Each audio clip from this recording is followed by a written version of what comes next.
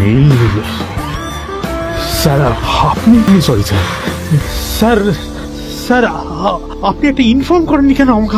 আপনি আসবেন জানলে তো আমি নিজে রিসিভ করতে আসতাম আপনাকে। ঠিক আছে, আপনি ব্যস্ত হবেন না প্লিজ।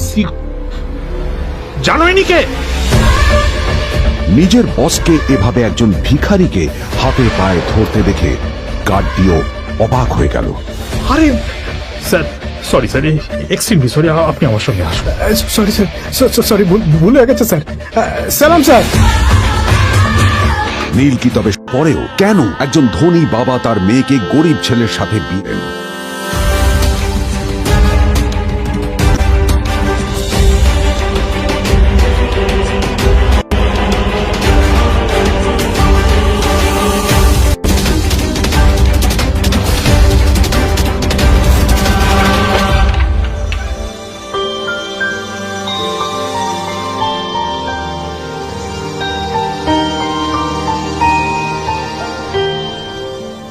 এবং তারপরে সেই মেয়েটি তার গরিব স্বামীর কাছ থেকে নতুন বছরে এমন একটা গিফট পেয়েছিল যে তার চক্ষু স্থির হওয়ার জোগাড় হয়েছিল।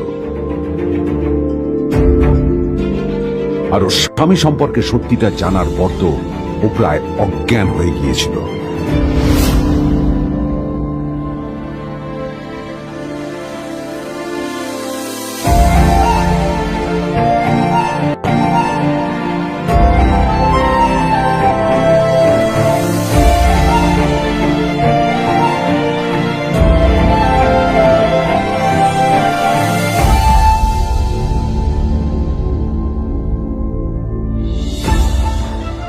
আমার বাবা সবচেয়ে বড় ভুল করেছে তোমার মতো একটা গরিব ছেলের সাথে আমার বিয়ে দিয়ে। আমার সব বন্ধুদের স্বামীরা ওদের কত দামি দামি গিফট দেয়, আর তুমি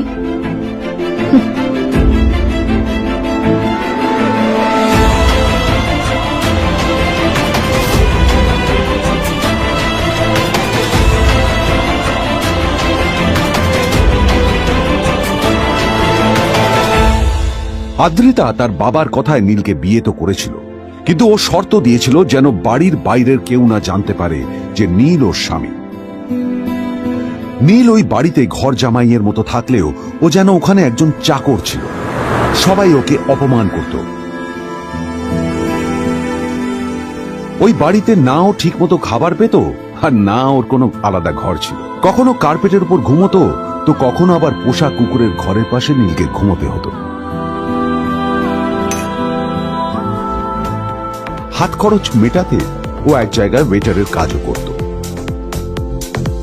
আদ্রিতা তার বন্ধুদের বলেছিল যে আদ্রিতা বিদেশে বিয়ে করেছে আর তার স্বামী লন্ডনের একজন খুব বড় বিজনেসম্যান। কিন্তু যখন আদ্রিতার বন্ধুরা ওকে ওদের স্বামীদের দেওয়া দামি দামি গিফটগুলো দেখাতো, তখন লজ্জায় ওর ভিতরটা পুড়ে ছাই হয়ে যেত।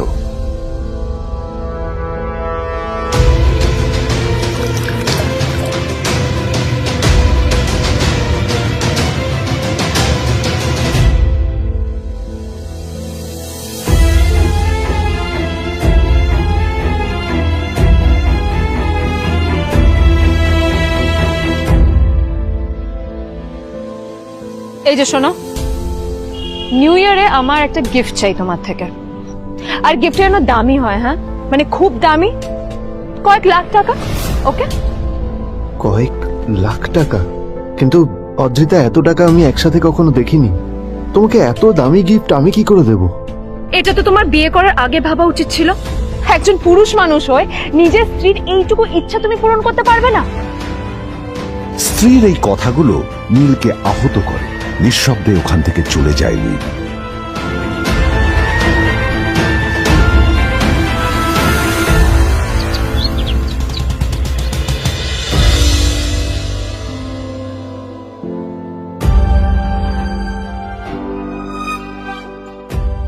দুদিন পর নিউ ইয়ার পার্টির আগে নীল আদ্রিতার কাছে এসে একটা গিফট প্যাক দেয়।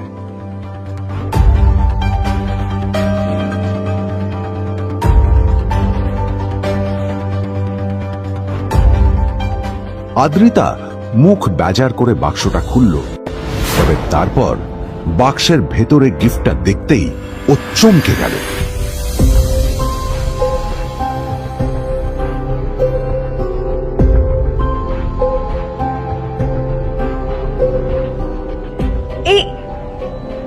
ফোনটা মানে এটা তো একটা স্পেশাল এডিশন, এটার দাম তো 3 কোটি টাকা। তুমি এটা পেলে কোথা থেকে? আসলে আসলে এটা অরিজিনাল নয়, আমি ওই ফোনটারই একটা কপি এনেছি।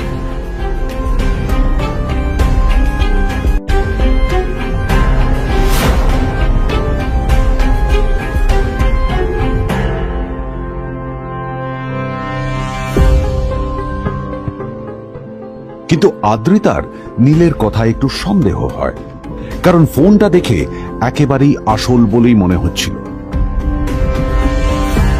পরের দিনই আদ্রিতা ওই কোম্পানির শোরুমে গেল। এই ফোনটা একটু দেখুন না প্লিজ। ওয়াও, আচ্ছা ম্যাম, আপনি কি মিস্টার রয় চৌধুরীর বন্ধু? কে মিস্টার রয় চৌধুরী? ও আপনি কি ওই রয় চৌধুরী গ্রুপ অফ ইন্ডাস্ট্রিজ এর মালিকের কথা বলছেন? হ্যাঁ। না না, আমি ওনাকে চিনি না। আমি কেন, আমার মনে হয় কেউই ওনাকে চেনে না। বড় বড় মানুষেরাই ওনা দেখা পান না। আমিও কোনোদিন ওনাকে দেখিনি, কিন্তু সাডেনলি আপনি এই প্রশ্নটা করলেন কেন? অ্যাকচুয়ালি ম্যাম, আপনার হাতের এই ফোনটা আসলে এটা ফোনের স্পেশাল এডিশন। এই কাটিং, এই ডিজাইন, এই লোগো, এটা জাল করা ইজ নেক্সট টু ইম্পসিবল। আর গোটা ভারতে বিক্রি হওয়া এই ফোনের সেকেন্ড পিস এটা, যেটা মিস্টার রয় চৌধুরী কিনেছিলেন। সেতুরে জিজ্ঞেস করছি ম্যাম, আপনি এই ফোনটা কোথা থেকে পেলেন? তবে কি নীলে মিস্টার রয় চৌধুরী, নাকি নীল এই ফোনটা চুরি করেছে? বেকার নীলের কাছে কোটি টাকার ফোন কোথা থেকে এলো? নীলের সত্যিটা তাহলে কি? আর ও যদি সত্যি বড় লোক হয়ে থাকে, তবে ও নিজের শ্বশুর বাড়িতে খরচামাই হই বা থাকে কেন? আদ্রিতা এসব কথাই মনে মনে ভাবছিল। তবে আদ্রিতার বিশ্বাস ছিল যে কোনো না কোনো মতলব করেই নীল এই ফোনটা আদ্রিতার জন্য নিয়ে এসেছিল। কিছুদিন পর আদ্রিতা সেই ফোনটার কথা ভুলে গেল। নীল সকাল সকাল ঘুরতে বেরিয়েছে বাইরে।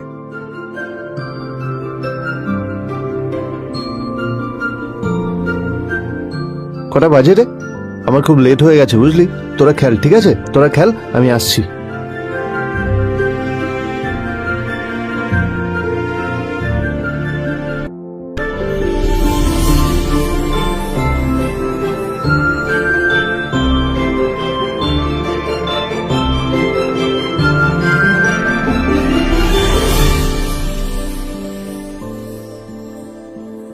নীল, জল পড়ছে না কেন দেখো না। নীল, নীল, নীল কোথায় গেল? নীল,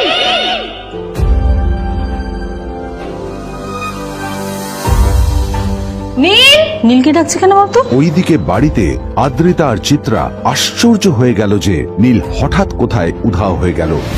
মা তোমাকে কিছু বলে গেছে নীল? হ্যাঁ, কোথায় গেছে ও? না, আমি ওর কোনো খোঁজ খবর রাখি না। আমার একটা কথা মনে হচ্ছে, ওকে না এবার একটু শীতে করতে হবে।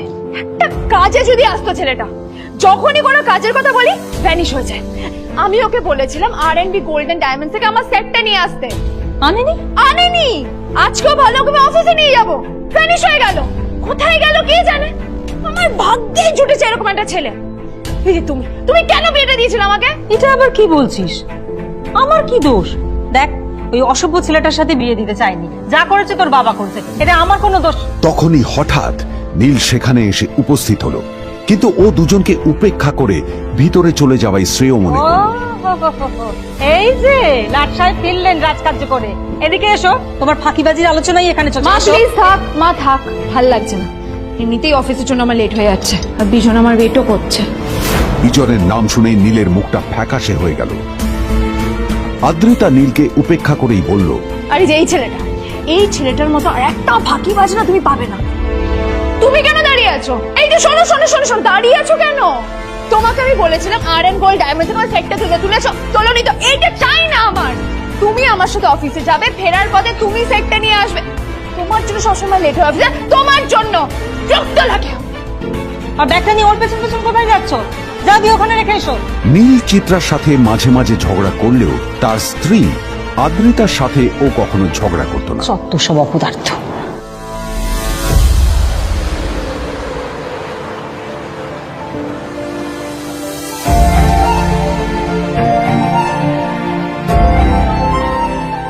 কিছুক্ষণের মধ্যেই তারা আদ্রিতার অফিসে পৌঁছে গেল।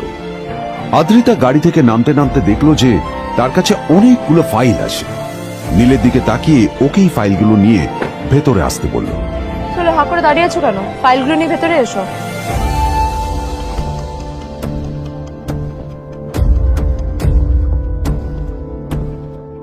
আদ্রিতা যখন ওর ক্যাবিনে পৌঁছলো তখন দেখলো সেখানে আগে থেকেই ওর বন্ধু এবং বিজনেস পার্টনার বিজন বসে ওর জন্য অপেক্ষা করছে।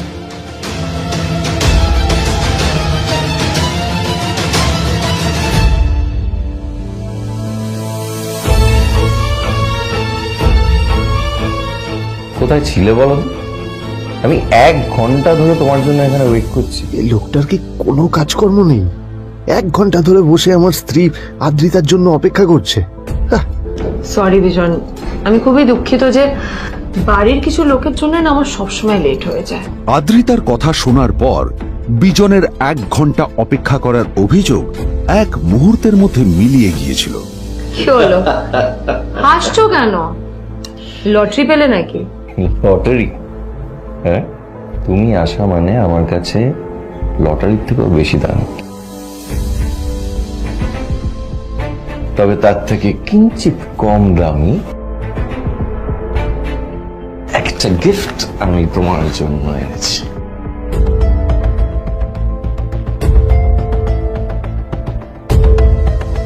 This is a rare diamond necklace for you.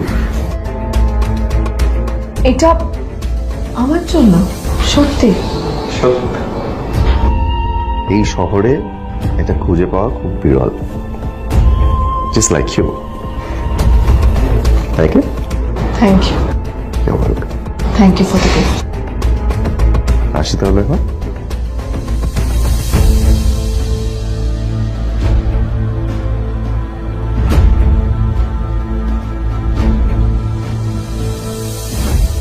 Adrita, আমি আজ পর্যন্ত তোমাকে কোনো রকম উপদেশ দিইনি, কিন্তু আজ আমি তোমাকে বলতে বাধ্য হচ্ছি। এই যে এই লোকটা তোমাকে শুধুমাত্র ইমপ্রেস করার জন্য একটা নকল সস্তার হীরের গয়না দিয়ে গেছে। এরকম একটা লোকের সাথে তোমার মেশা উচিত না। ভবিষ্যতে কিন্তু তুমি বিপদে পড়বে। আদ্রিতা, আমি তোমাকে কথা দিচ্ছি, আমি তোমার জন্য আসল রেয়ার একটা হীরের গয়না এনে দেবো, এর চেয়েও দামি, এর চেয়ে অনেক অনেক বেশি দামি। তার জন্য আমাকে যাই করতে হোক না কেন, আমি তোমাকে একদিন ঠিক এনে দেবো, ঠিক এনে দেবো তোমাকে। তাদের বিয়ে হয়েছে 2.5 বছর। এর মধ্যে প্রথমবার তার মনে হলো নীল তার জন্য লড়াই করছে।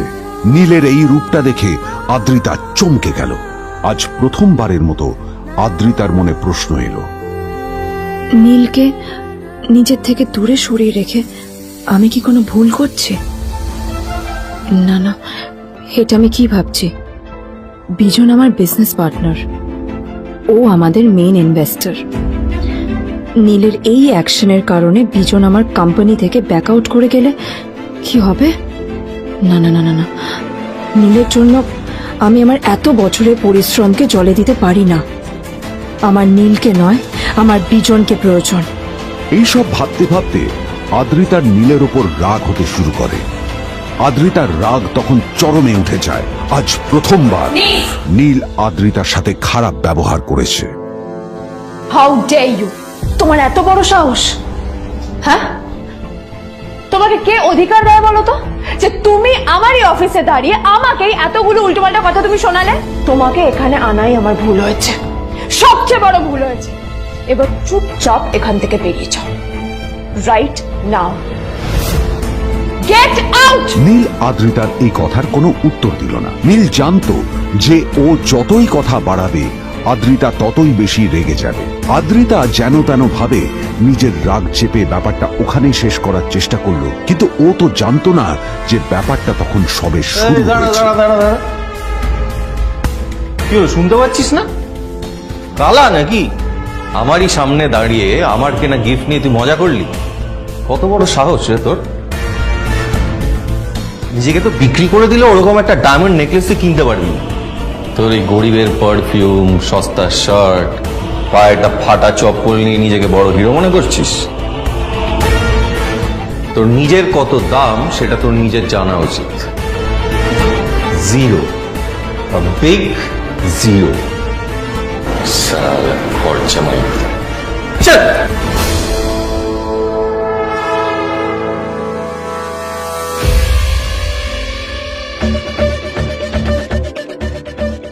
নীল তখনও ঝামেলা করার মেজাজ ছিল না, কিন্তু যখন কেউ অন্যের নীরবতা সুযোগ নিতে শুরু করে তখন কথা বলাটা প্রয়োজন। নীল আঙুল তুলে পেছনের দিকে ইশারা করে। প্রথম কথা, ওই যে ওখানে দাঁড়িয়ে আছে, ও আমার স্ত্রী।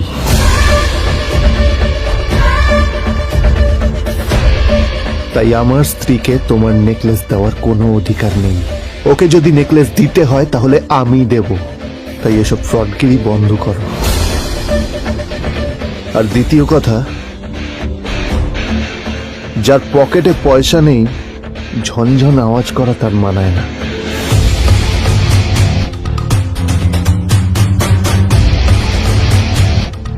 নীল বিজনকে তার সোয়াগ দেখিয়ে বেরিয়ে গেল।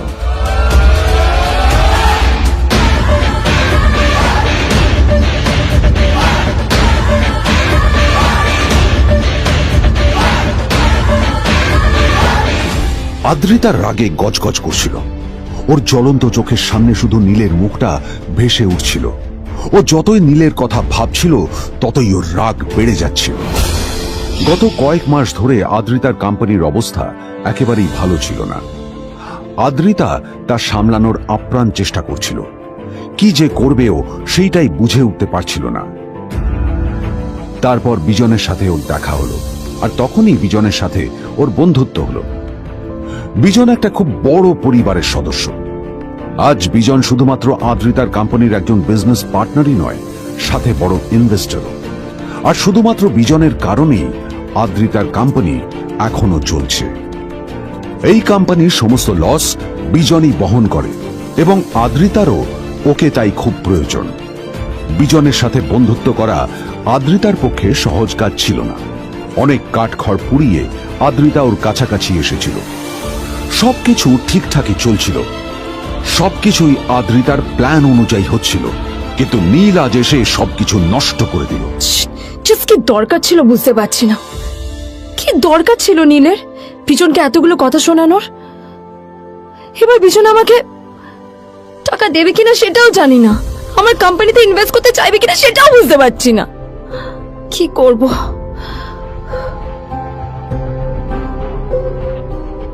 এখন আদ্রিতা ওকে কিভাবে বোঝাবে? ভুল করে যদি বিজন ওর টাকা ফেরত চায় তবে আদ্রিতার কোম্পানি সেন কর্পোরেশন খুব বড় সমস্যায় পড়ে যাবে। তারপর কি হবে? সেন পরিবারের দেখভাল কে করবে? এইসব ভাবতে ভাবতে আদ্রিতা নিজের উপরেও রেগে গেল। আসলে দোষটা ওর নিজেরই। আদ্রিতা কেন নীলকে ওদের মাঝে আনতে গেল? নীলকে অফিসে নিয়ে আসারই বা কি দরকার ছিল? আর যদি সে নীলকে সাথে করে না আনতো তাহলে বিজন এখন ওর সাথেই বসে থাকতো।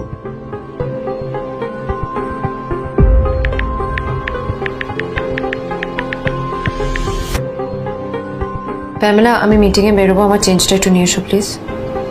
Thank you. আর অন্যদিকে সেন কর্পোরেশনের অফিস থেকে বেরিয়ে নীলের খুব ফুরফুরে লাগছিল। তখনই হঠাৎ ওর ফোনটা বেজে উঠল। ফোনটা ছিল মিস্টার রায় চৌধুরীর। তিনি ছিলেন শহরের সব থেকে বড় বিজনেসম্যান। হ্যাঁ মিস্টার রায়চৌধুরী, আমি আপনাকেই ফোন করতে যাচ্ছিলাম। আমি একজন বিশেষ লোকের সাথে তোমার একটা মিটিং ফিক্স করেছি। ওর অ্যাড্রেস আমি তোমাকে টেক্সট করে দিয়েছি। আমি চাই তুমি ওই লোকটার সাথে মিট করো।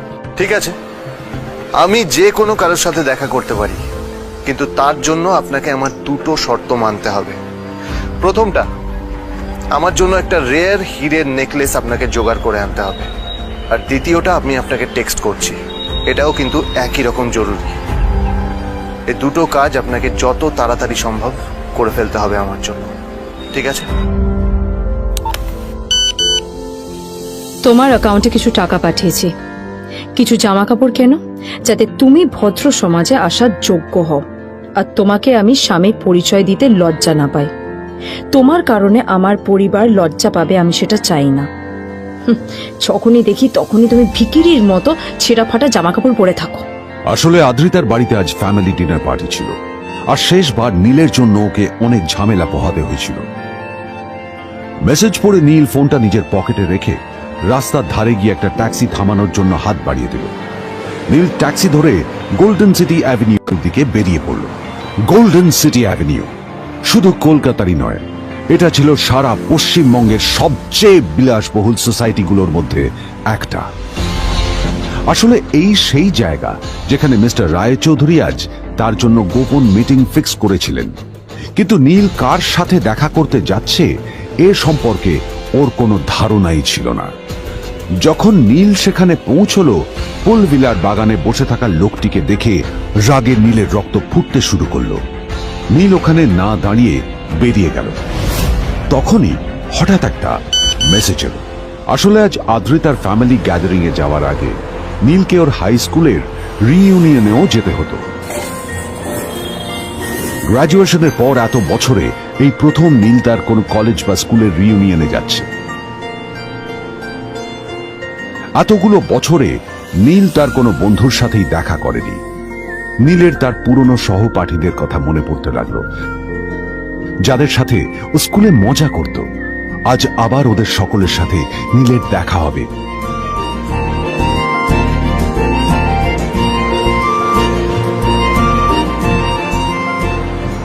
আর এই সব কিছু ভেবেই নীল এক্সাইটেড হয়ে যাচ্ছিল।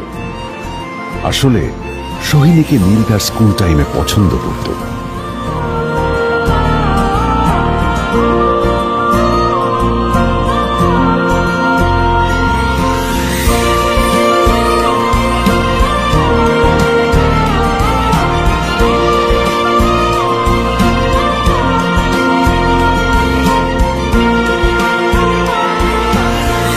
অন্যদিকে সেম কর্পোরেশনে ইনভেস্টরদের সঙ্গে আদ্রিতার মিটিং একেবারেই ভালো যায়নি। তাকে দেখে বেশ গম্ভীর মনে হচ্ছিল।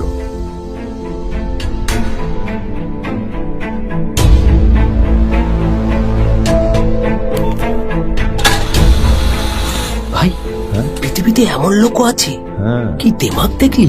হ্যাঁ, কাজকর্ম তো কিছু করার নেই, আর কিছু করেও না। হ্যাঁ, শুধু চলে এসছে আমাদের ম্যাডামকে রাগাতে। এই 1 বছরে না কিচ্ছু বদলায়নি। আরে আমি তো ভেবেছিলাম যে এর সাথে ম্যাডামের আর কোনো সম্পর্কই নেই, কিন্তু না, এখন যা দেখছি উল্টে ম্যাডামের মাথায় উঠে নাচছে। আমার মাঝে মাঝে মনে হয় এদের দুজনের বিয়ে কিভাবে হলো। আর বিয়ে তো অনেক পরের কথা, 2 বছর হয়ে গেল এদের এখনো ডিভোর্স হলো না। হ্যাঁ, আমার তো ভাবলে কিরকম অবাক যা লাগছে। বলেছিস।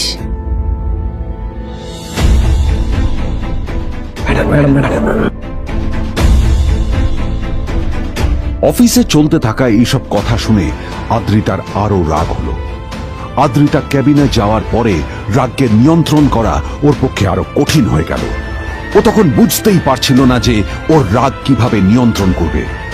আদ্রিতা এটাও ভাবছিল যে নীলের জন্য ওকে আর কত অপমানিত হতে হবে। এসব ভাবতে ভাবতেই আদ্রিতার চোখ গেল ওর বাবার ছবিটার দিকে।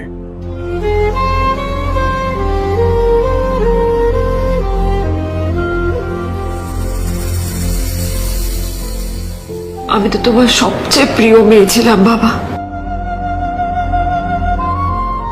তাই আমি সবসময় ভেবেছি যে তুমি আমার জন্য যাকে সিলেক্ট করবে সে সব থেকে শ্রেষ্ঠ হবে। তাই আমি নিজে থেকে কখনো কোনো রিলেশনশিপে যাইনি, আর তোমার কাছে বিয়ের কোনো শর্তও রাখিনি। কিন্তু তুমি না আমার সাথে কি করলে? এই গাধাটার সাথে আমাকে বিয়ে দিলে। আমার জীবনটা নষ্ট হয়ে গেল, শেষ হয়ে গেল।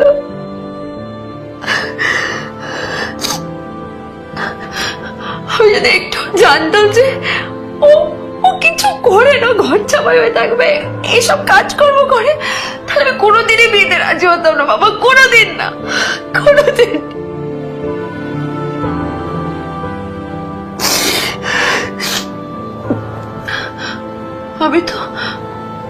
আমি তো সবসময় ভাবতাম যে বাবা মারা তাদের সন্তানের ভালো চায়, কল্যাণ চায়, তাদের জন্য চিন্তা করে, কিন্তু কিন্তু বাবা তুমি আমার জন্য একটু চিন্তা করোনি। তুমি শুধু তোমার শেষ কর্তব্যটুকু করতে চেয়েছিলে, শেষ ইচ্ছাটুকু রাখতে চেয়েছিলে, ব্যাস পালন করা হয়ে গেছে। আর আমাদের তুমি ছেড়ে চলে গেলে, তুমি আমাকে ছেড়ে চলে গেলে।